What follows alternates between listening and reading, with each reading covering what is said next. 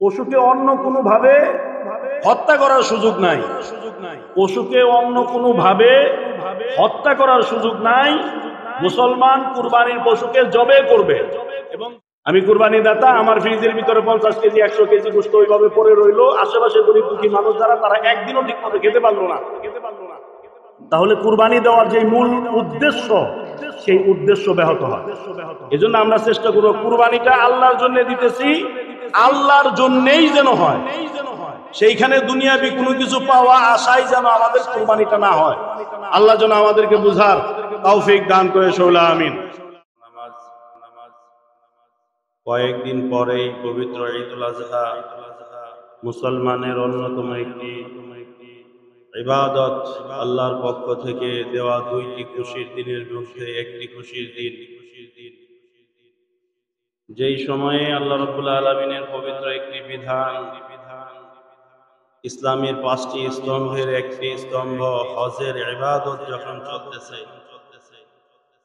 যেই সময়ে গোটা পৃথিবী থেকে লক্ষ লক্ষ হাজি আল্লাহর ঘর তাওয়াফ করতেছে, নবীর রওজা জিয়ারত করতেছে, মিনায় অবস্থান করতেছে, আরাফার দিবসের জন্য অপেক্ষা করতেছে, কুরবানির জন্য অপেক্ষা করতেছে, লক্ষ লক্ষ হাজি মিনার তাবুতে অবস্থান করতেছে, আল্লাহর কাছে সদা সর্বদা দোয়া করতেছে। সেই গুরুত্বপূর্ণ একটি সময় আল্লাহ আমাদেরকে জুমা নামাজে মসজিদে আসার তৌফিক দিয়েছেন। আমরা সবাই আল্লাহর কাছে বেশি করে দোয়া করব। জিলহজ মাসের এই প্রথম 10 দিন আল্লাহর কাছে দোয়া কবুলের 10 দিন, অত্যন্ত গুরুত্বপূর্ণ। এই সময়টুকু আমরা আল্লাহর কাছে দোয়া করব, আল্লাহ যেন আমাদের ইবাদত বন্দেগীগুলো কবুল করে নেয়, শৌলা আমিন। এবং সেই সাথে আমরা আল্লাহর কাছে আরো বেশি করে দোয়া করব, আমাদের জীবনে হয়ে যাওয়া, সংগঠিত হয়ে যাওয়া গুনাহ খাতার জন্য আল্লাহর কাছে মাফ চাইব। আল্লাহ যেন আমাদের জীবনের সমস্ত গুনাহ খাতাগুলোকে মাফ করে দেয়, শৌলা আমিন। আমরা সবাই জানি সামনে কুরবানির ঈদ। কুরবানি সম্পর্কে কোরআনুল কারীমের ভিতরে আল্লাহ রাব্বুল আলামিন কয়েক জায়গার ভিতরে বলেছেন। তন্মধ্যে এক জায়গায় আল্লাহ রাব্বুল আলামিন বলতেছেন, লা ইয়ানালুল্লাহু লুহুমুহা ওয়ালা দিমাউহা ওয়ালাকিন ইয়ানালুহুত তাকওয়া মিনকুম। তোমরা যে কুরবানির পশু আমার উদ্দেশ্যে জব করো, তোমরা যে গরু জবে করতেছো, কুরবানি দিতেছো, খাসি জবে করতেছো, উট জবে করতেছো, এই যে কুরবানি তোমরা যা কিছু করতেছো, এই কুরবানির পশুর কোনো অংশই আমি আল্লাহর কাছে পৌঁছায় না। আমি আল্লাহর কাছে এই কুরবানির পশুর রক্ত পৌঁছায় না।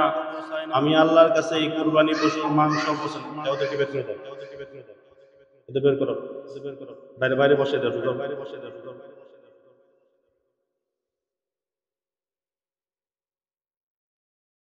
কুরবানির পশুর রক্ত মাংস এগুলো কোনো কিছুই আল্লাহর কাছে পৌঁছায় না। কি পৌঁছায় আল্লাহ রাব্বুল আলামিন সেটা বলে দিয়েছেন, তাকওয়া মিনকুম। আল্লাহ রাব্বুল আলামিন বলতেছেন, তোমাদের অন্তরের অবস্থা, তোমাদের যে খোদা ভীরুতা, আল্লাহর ভয়, এই তাকওয়ার গুণটুকু আমি আল্লাহ রাব্বুল আলামিনের কাছে পৌঁছায়। সুবহানাল্লাহ।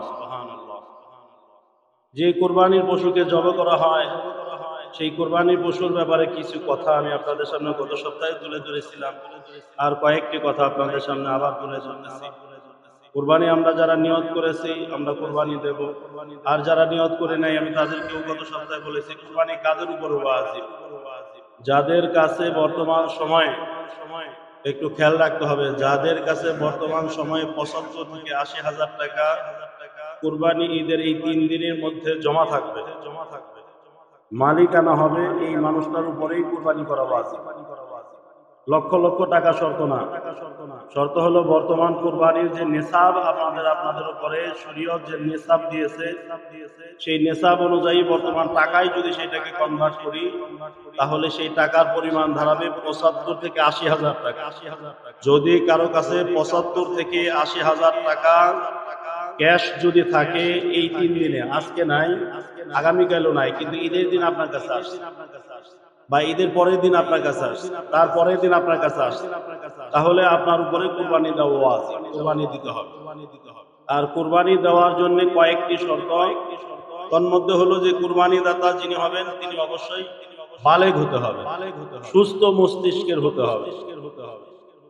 পাগলের জন্য কুরবানি দেওয়া ওয়াজিব না। নিসাব পরিমাণ সম্পদের মালিক হতে হবে, বালেগ হতে হবে এবং সেই সাথে সুস্থ মস্তিষ্কের হতে হবে, তাহলে তার জন্য কুরবানি দেওয়া ওয়াজিব। এবং কুরবানি যে দিবে, যেই পশু কিনবে সেই কেনার টাকা যেটা, সেই টাকাটা অবশ্যই হালাল হতে হবে। কি হতে হবে? হালাল হতে হবে। হারাম পথের উপার্জন দিয়ে কুরবানি দিলে সেই কুরবানি আল্লাহর দরবারে কবুল হবে না। আমাদের মনে রাখতে হবে কিছু কথা। হারাম কোনো টাকা পয়সা দিয়ে যদি কোনো মানুষ কুরবানি দেয়, তাহলে তার কুরবানি গোশত খাওয়া হবে, তার কুরবানি দিয়ে গোশত খাওয়া হবে, তার কুরবানি আল্লাহর দরবারে কবুল হবে না। হারাম ইনকামের টাকা দিয়ে যদি কোনো মানুষ ভাগে কুরবানি দেয়, 5 জন ভাগে কুরবানি দিতেছে, 7 জন ভাগে কুরবানি দিতেছে, তার মধ্যে জানা সত্ত্বে যদি একজনের টাকা এমন হয় যে যার টাকাটা হারাম, আমি জানি বা আমরা জানি যে এই মানুষটার ইনকামটা হারাম, তাহলে এই 7 জনের একজনের কুরবানি হবে, এই 7 ভাগের 1 ভাগের কুরবানি হবে। এই জন্য ভাগে যারা আমরা কুরবানি দিতে চাই, তারা অবশ্যই একটু চিন্তা ভাবনা করে জেনে বুঝে আমাদেরকে কুরবানিতে ভাগী বা অংশীদারিত্বে কুরবানিটা দিতে হবে। কুরবানির 1 নাম্বার শর্ত হলো যে অবশ্যই তার ইনকাম যেটা, যেই টাকা দিয়ে সে পশু কিনবে, অবশ্যই সেইটা হালাল হতে হবে। 2 নাম্বার, কুরবানি একমাত্র আল্লাহর উদ্দেশ্যে দিতে হবে। কার উদ্দেশ্যে? ইন্নাস সালাতি ওয়া নুসুকি ওয়া মাহইয়ায়া ওয়া মামাতি লিল্লাহি রাব্বিল আলামিন। আল্লাহ রাব্বুল আলামিন কোরআনুল কারীমের ভিতরে বলে দিয়েছেন, বলো আমার নামাজ, আমার কুরবানি, আমার জীবন, আমার মৃত্যু, আমার জীবন থেকে মৃত্যু পর্যন্ত সব কিছু লিল্লাহি রাব্বিল আলামিন, একমাত্র আল্লাহর জন্য। কার জন্য? একমাত্র আল্লাহর জন্য। অনেক সময় আমরা কুরবানির পশু জবে করার আগ মুহূর্তে কিছু শব্দ চয়ন করি, যে শব্দগুলো আমাদের সমাজে প্রচলিত ভুল। যেমন আমরা বলি আমার বাবার নামে কুরবানি দেন, আমার মায়ের নামে কুরবানি দেন, আমার অমুকের নামে থেকে আমার অমুকের নামে কুরবানি দেন। কুরবানি কার নামে হবে? কুরবানি হবে একমাত্র আল্লাহর নামে। সেইখানে নাম পাঠ করাটাও জরুরি না, যে নামটা পাঠ করতে হবে, নাম বলতে হবে, এমনটাও জরুরি না। আপনার মনের ভিতরে নিয়ত, আপনি কার পক্ষ থেকে কুরবানি দিচ্ছেন, কার পক্ষ থেকে কুরবানি দিচ্ছেন, এইটা হলো জরুরি। কুরবানিটা হবে একমাত্র আল্লাহর উদ্দেশ্য, একমাত্র আল্লাহর সন্তুষ্টির জন্য। অন্য কোনো উদ্দেশ্য যদি কুরবানির ভিতরে নিহিত থাকে, তাহলে এই কুরবানি দিয়ে গোশত খাওয়া হবে, কিন্তু কুরবানির যেই হাকিকত, আল্লাহর কাছে যে ফজিলত পাওয়ার কথা, সেইটা পাওয়া হবে না, সেইটা থেকে বঞ্চিত হতে হবে। এজন্য কুরবানি অবশ্যই সহি শুদ্ধ হতে গেলে নিয়তটা পরিশুদ্ধ হওয়া লাগবে, লিল্লাহিয়াত থাকা লাগবে, একমাত্র আল্লাহর জন্য দিতেছি এটা হওয়া লাগবে। এরপরে কুরবানির পশু আমরা জবে করার ব্যাপারে, কুরবানির পশুর 4টা রগ কাটতে হবে, এটা কাটা ওয়াজিব। একটা পশুর 4টা রগ, 4টা রগের ভিতরে একটা হলো খাদ্যনালী, একটা হলো শ্বাসনালী। খাদ্যনালী এবং শ্বাসনালীর 2 পাশে মোটা 2টা রগ থাকে। এই মোট 4টা রগ কাটতে হবে। এই 4টা রগ কাটা ওয়াজিব, এই 4টা রগ কাটতেই হবে। পশুকে অন্য কোনো ভাবে হত্যা করার সুযোগ নাই, পশুকে অন্য কোনো ভাবে হত্যা করার সুযোগ নাই। মুসলমান কুরবানির পশুকে জবে করবে এবং জবে করার জন্য দোয়া, যেটা আমরা কোরআন হাদিসের মধ্যে আসছে, দোয়া পড়তে হবে। এবং এই 4টা খাদ্যনালী, শ্বাসনালী, 2 পাশে 2 রগ, এই 4টা জিনিস অবশ্যই কাটতে হবে। আর কুরবানির পশুকে হত্যা করা যাবে না। হত্যা তো যে কোনো ভাবে একটা পশুকে করা যায়, হত্যা অন্য যে কোনো উপায়ে একটা পশুকে করা যায়। এই জন্য কুরবানির পশুকে জবে করতে হবে। এরপরে আসেন গোশত বানানোর ব্যাপার।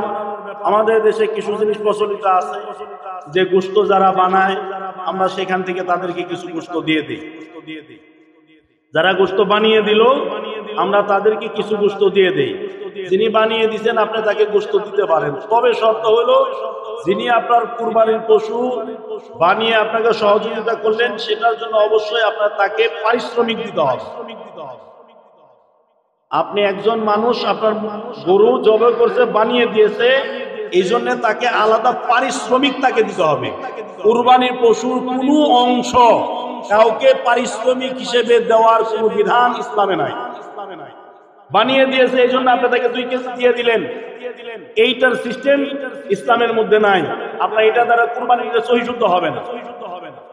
কেউ বানিয়ে দিয়েছেন, আপনি একটা রুজ সে কাজ করেছে, আপনি তাকে 500-1000 টাকা দিয়ে দিলেন যে তুমি আমাকে এই কাজে সহযোগিতা করছো, এই জন্য তোমাকে যে 500 বা 1000 টাকা তোমাকে দিলাম। এরপরে আপনি তাকে খুশি হয়ে 1-2 কেজি মাংস দিয়ে দিতে পারেন, এটা আপনার ব্যাপার। কিন্তু শুধুমাত্র মাংস দিয়ে সে পরিশ্রম করছে, এই জন্য আপনি তাকে মাংস দিয়ে দিলেন, এর দ্বারা কুরবানিটা সহিশুদ্ধ হবে না। এই জিনিসগুলো আমাদের খেয়াল রাখতে হবে। এরপরে আসেন আমাদের সমাজের যে সিস্টেম, যে 1 ভাগ গোশত, আমরা সবাই জানি যে কুরবানির গোশত কয় ভাগ করতে হয়? বলেন কয় ভাগ? 3 ভাগ তো ক্লিয়ার, এটা নিয়ে তো কারো কোনো কথা নাই। 1 ভাগ কাদের জন্য বলেন? তো মাসলা জানা মাসলা। 3 ভাগ তো করলাম, এই 3 ভাগের 1 ভাগ হলো যিনি কুরবানি দাতা তার নিজের জন্য 1 ভাগ, আরেক ভাগ হলো আত্মীয় স্বজন পাড়া প্রতিবেশী যারা আছে তাদের জন্য 1 ভাগ, আরেক ভাগ কাদের জন্য? হ্যাঁ, গরিব দুঃখী যারা, এই ভাগটা হলো তাদের জন্য। এই হলো 3 ভাগ। কিন্তু আমাদের দেশে কুরবানির গোশত 3 ভাগের মধ্যে 1 ভাগ যিনি মালিক থাকেন তার জন্য হয়, আবার 1 ভাগ মালিকই নিয়ে যান, যেটা নিয়ে তার আত্মীয় স্বজনকে দেন, আরেক ভাগ সমাজ থেকে আসে, সমাজে দিয়ে দিতে হয়। এই তো আমাদের দেশের সিস্টেম।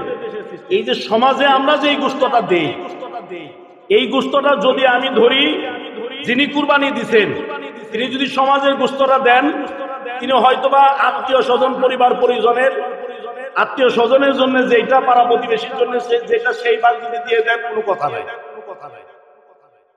যদি মনে করেন যে গরিব দুঃখীর জন্য যেই ভাগ, গরিব দুঃখীর জন্য যেই ভাগ, সেই ভাগ যদি সমাজে আপনি দিয়ে দেন, তাহলে সমাজে যারা গোশতটা নিতেছে তারা ওই গোশতটা নেওয়ার উপযোগী কিনা সেইটাও একটু চিন্তা করে দিতে হবে। আমরা সমাজে গোশত দিতেছি, একটু জটিল সমীকরণ। আমি সমাজে গোশত দিতেছি, ধরেন যে আমার কুরবানির গোশত 150 কেজি গোশত হয়েছে, 150 কেজি গোশত হয়েছে, সেখান থেকে 3 ভাগ করলাম, তাহলে প্রতি ভাগে হলো 50 কেজি করে। এই 1 ভাগের 50 কেজি আমি সমাজে দিয়ে দিলাম। সমাজে ধরেন যে 100 ঘর, এই 100 ঘরের মধ্যে বিকেল বেলা কুরবানির গোশত ভাগ বাটোয়ারা করে আমি আমার ভাগে 1 কেজি পাইলাম। যদি ধরেন যে আর কোনো জায়গা থেকে আরো 50 কেজি আসছে, মিলিয়ে হলো 100 কেজি। এই 100 কেজির মধ্যে আমি আবার 1 কেজি বাড়িতে নিয়ে আসলাম।